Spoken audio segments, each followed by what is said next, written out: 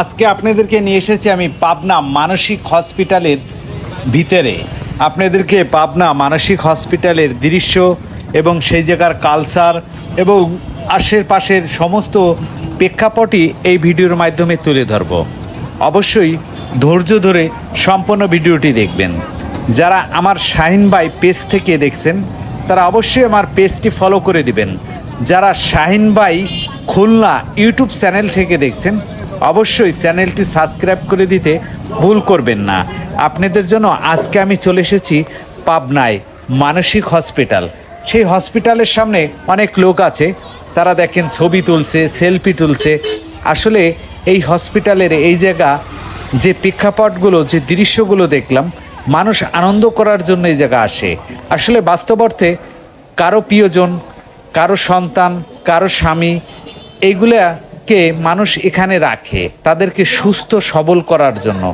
কিন্তু এখানে এসে দেখি তার উল্টো, মানুষ সেলফি তোলে, মানুষ ভিডিও করে, বিভিন্ন ধরনের এই জায়গা আনন্দ উপভোগ করার জন্য মানুষ এই পাবনায় মানসিক হসপিটালে আসে।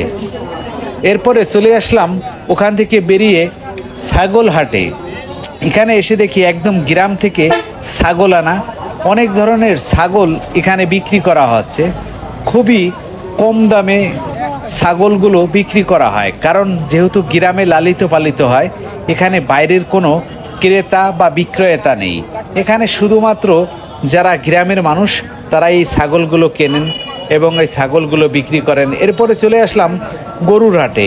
এখানেও এসে দেখি গরু রয়েছে, বিভিন্ন ধরনের দেশি গরু, ভালো ভালো গরু। গরুগুলো দেখতে খুবই ভালো লাগলো, কিন্তু এই গরুগুলোর দাম আবার অনেকটাই কম। আমরা শহর এলাকায় গরুর যে পরিমাণে দাম, কিন্তু এখানে সেই পরিমাণে দাম নেই, গরুর দামটা অনেক কম। আমি অনেক কৃষকের সাথে, অনেক যারা গরু ছাগল বিক্রি করেন তাদের সাথে আলোচনা করেছি। তারা বলেছেন, ভাই আমাদের পাবনায় জেলায় এই হাটটিতে গরু ছাগলের দাম অত্যন্ত খুবই কম এবং কম দামেই এগুলো বিক্রি করা হয়। তো যাই হোক, হাটটি ঘুরিয়ে ঘুরিয়ে এবং ছাগলের হাট দুটোই আপনাদের দেখানোর জন্য মূলত এই ভিডিওটি নিলাম। আমি যখন পাবনা মানসিক হসপিটালে গিয়েছিলাম তখন তার দৃশ্য, কালচার, তার সিস্টেমগুলো দেখে আমার মোটেও ভালো লাগেনি, যার কারণে আমি ওখান থেকে বেরিয়ে আসলাম। বেরিয়ে এসে গরুর হাটে দৃশ্যগুলো দেখাচ্ছে। এখানে সব ছোট ছোট গরু এবং খুবই দেশি গরু, একদম অরিজিনাল 100% দেশি গরুগুলো এখানে পাওয়া যাচ্ছে। আপনারা আমার সাথে থেকে পরিপূর্ণ হাটটি যদি দেখেন তাহলে বুঝতে পারবেন যে আসলে এখানে অরিজিনাল দেশি গরু বিক্রি হয়। গ্রামের কৃষক যারা গরু পালন করেন, আমি একসময় মনে করতাম বাংলাদেশে হয়তো গরু পালন, লালন পালন বন্ধ হয়ে গেছে। এখন যখন পাবনার এই হাটটিতে ঘোরাফেরা করলাম তখন দেখলাম যে না, মানুষ এখনও গরু পালে, মানুষ এখনও কৃষিকাজ থেকে তারা মুখ ফিরিয়ে নেয়নি। যাই হোক, ভিডিওটি দেখতে আপনাদের কেমন লাগলো? যদি ভিডিওটি ভালো লেগে থাকে অবশ্যই লাইক, কমেন্ট, শেয়ার করতে ভুল করবেন না এবং পৃথিবীর সবাইকে দেখার সুযোগ করে দেবেন।